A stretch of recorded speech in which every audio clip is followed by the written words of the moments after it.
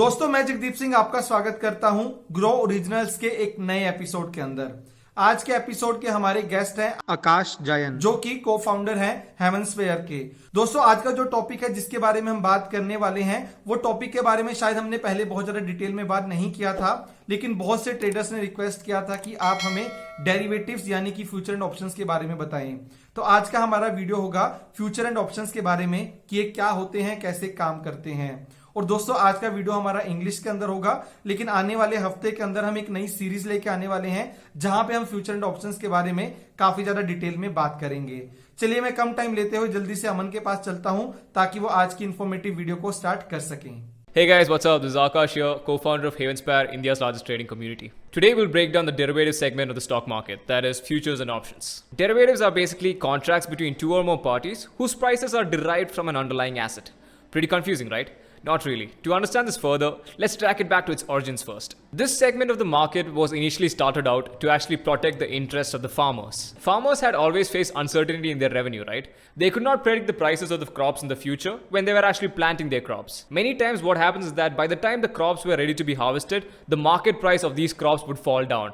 Because of this, the farmers would go into big debts and have to take multiple loans and everything. To protect the interests of the farmers, that is, to make sure that they have a stable revenue, the dealers, that is the buyers of these crops, started to make contracts with these farmers. Let's say the farmer was actually selling some potatoes. The dealer, that is the buyer, will keep a contract with the farmer stating that he'll buy 100 kgs of his potatoes at around 35 rupees per kg, but 3 months from now, irrespective of the market price at that point of time. In this contract, the farmer is actually happy about the fact that he has a safety net. That is, irrespective of the price in the future, even if it crashes down to like 5 rupees per kg, he can still sell it to the buyer, that is the dealer, at around 35 rupees per kg. So this way, the farmer's risk is actually pretty much reduced. Let's analyze this deal a bit more closer to understand this further.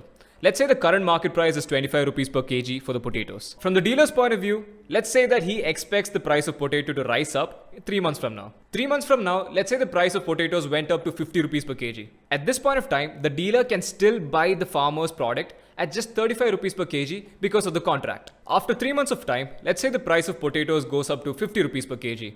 At this point of time, the dealer can still buy the potatoes at 35 rupees per kg from the farmer because that's what the contract said. In this particular transaction, the dealer makes a profit of around 15 rupees per kg and he was expected to buy 100 kilos of that. So this way, he was able to make a profit from this contract. The farmer is not really happy about the fact that he had to sell the product at say 35 rupees per kg, even though the market price is at 50 rupees per kg. But at the same time, he's satisfied with it because he had that safety net. If at all the market price crashed, he still had that safety net. So he's not going to complain about that. Similarly, let's say the price of potatoes actually goes down in the next 3 months of time.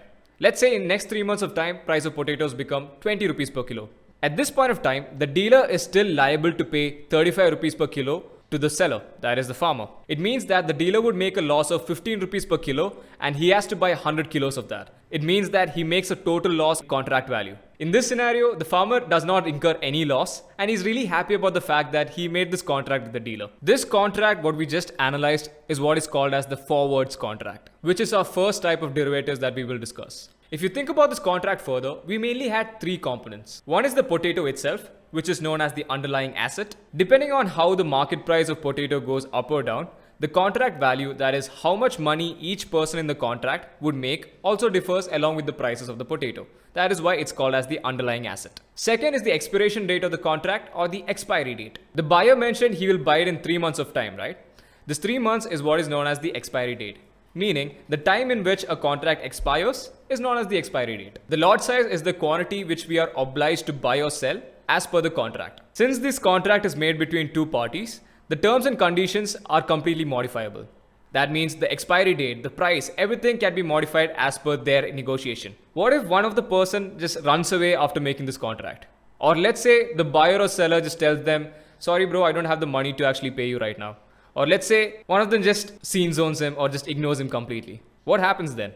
Nothing, to be honest. Since there is no regulator in between, or since there is no middleman in between to make sure that it's being conducted in a safe and fair manner, these contracts are pretty risky in that way. Such contracts where the transaction happens directly between a buyer and seller without a middleman or a regulator in between is what is known as over-the-counter markets. So they have a certain risk involved in them.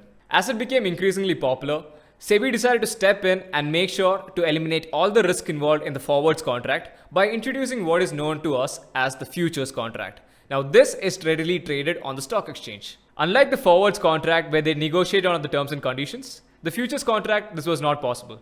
The futures contract had a standard set of quantities, price, and etc. Since it's regulated by SEBI, that is Securities Exchange Board of India, there was no chance of running away or not delivering what was promised. In case of the forwards market, as an example, we had potato as the underlying asset.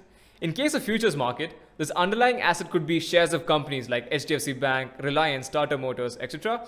Or it could be commodities like gold, silver, natural gas, crude oil. All of these could be the underlying assets for futures contracts. Depending upon how the market value of this underlying asset changes, even the value of the contract also changes. They also made sure that each contract had a fixed quantity value to it, meaning it had a fixed lot size. For example, Bank Nifty Futures has a contract lot size of 25. This means that you can only buy in multiples of 25. You can only buy 25 quantities or 50 quantities, 75 quantities, 100 quantities, etc. You cannot buy 66 quantities of Bank Nifty. Since you're entering into this contract, you also have to pay a percentage amount of the total amount value as a caution deposit so that you don't default on this contract. This amount is known as margin. It's basically the amount you have to pay in order to buy a particular contract. It's basically the amount of money you need to have in your trading account to actually enter these contracts or enter these type of trades. The main attraction in this market is that you can either be a buyer or a seller.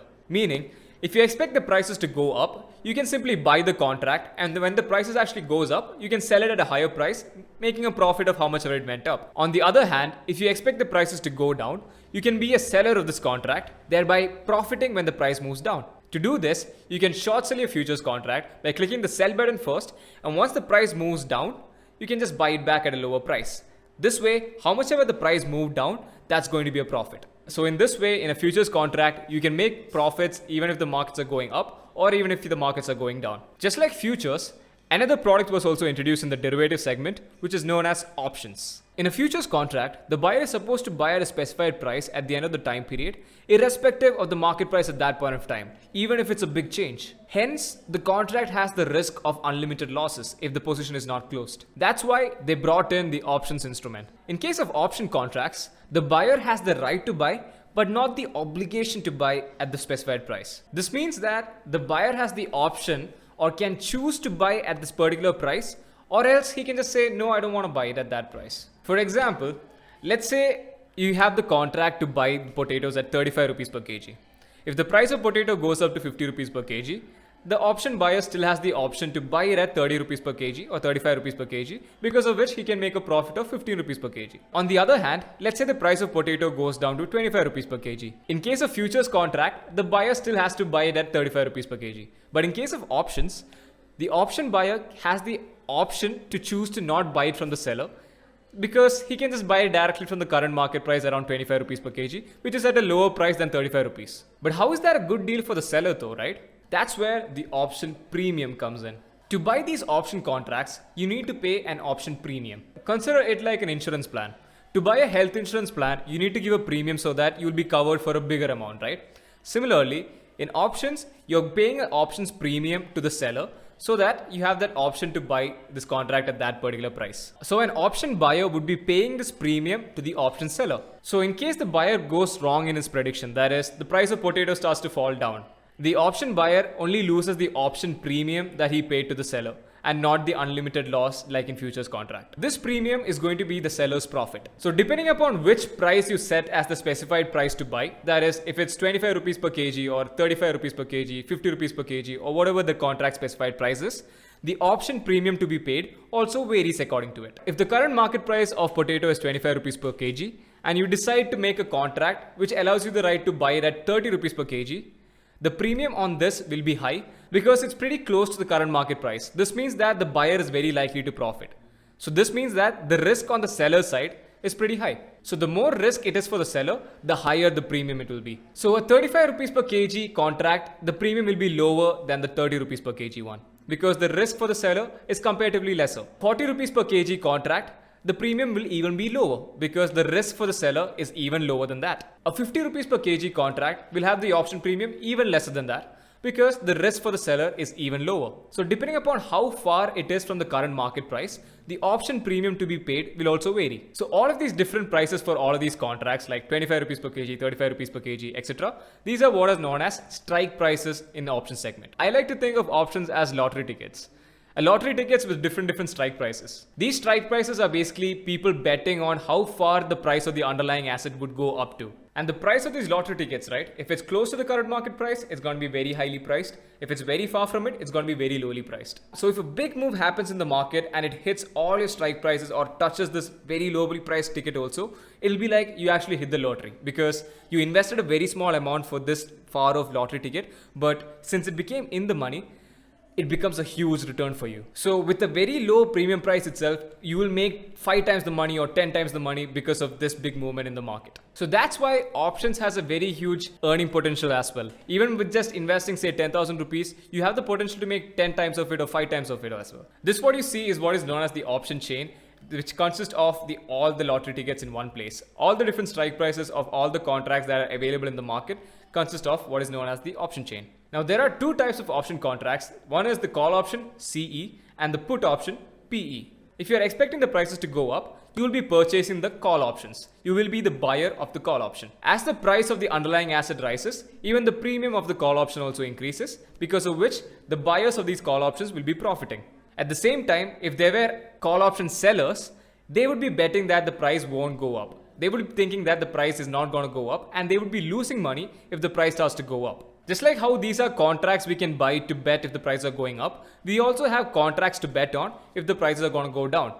That is the put options, the PE options. The strike prices on these would be how much you would be expecting the price to go down to. So in case you are expecting the prices to go down, an option buyer can buy these put option contracts and make money when the markets fall down. If you were an option seller of this PE contract, you'd be expecting the prices to not go down at all.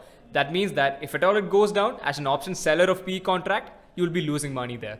To be an option buyer, you only require the option premium amount, that is the insurance premium amount we were talking about earlier, in your trading account to buy into these options. But to be an option seller, you require the total amount of contract value, that is the total insurance coverage amount, to actually be an option seller of a particular option contract. Now, options market is really attractive because even with a very small investment, you can make a high investment return out of it. But at the same time, it's equally risky. You have the potential to lose your entire money that you have invested in a particular options contract. Not only that, the moves in the option premium prices are very fast and dynamic to catch. That is because unlike futures market, where the price of the contract only depends on the underlying asset, in case of options market, there are many other factors too. These factors are, one is the underlying asset itself.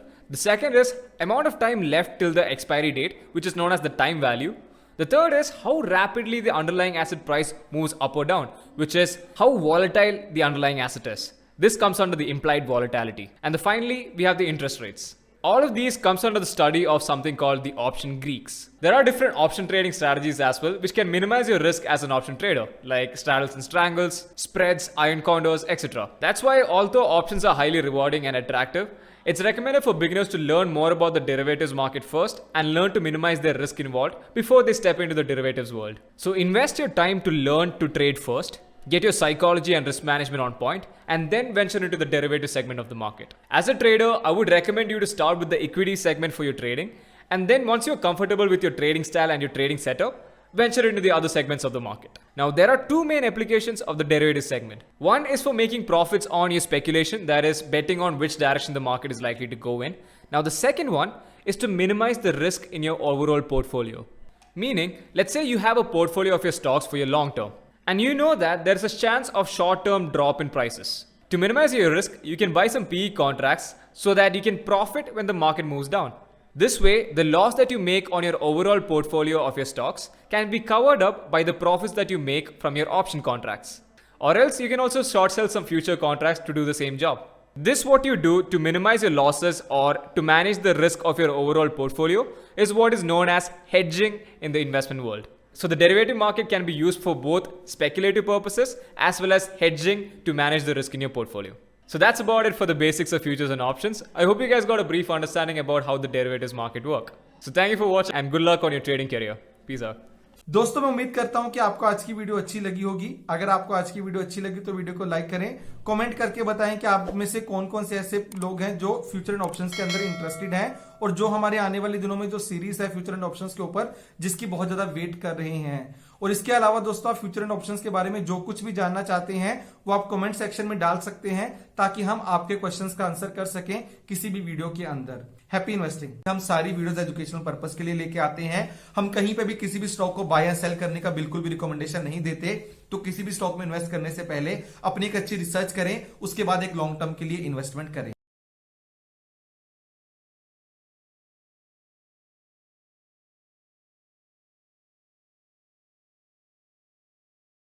Investment in securities market are subject to market risks. Read all the related documents carefully before investing. Please read the risk disclosure documents carefully before investing in equity shares, derivatives, mutual fund, and or other instruments traded on the stock exchanges.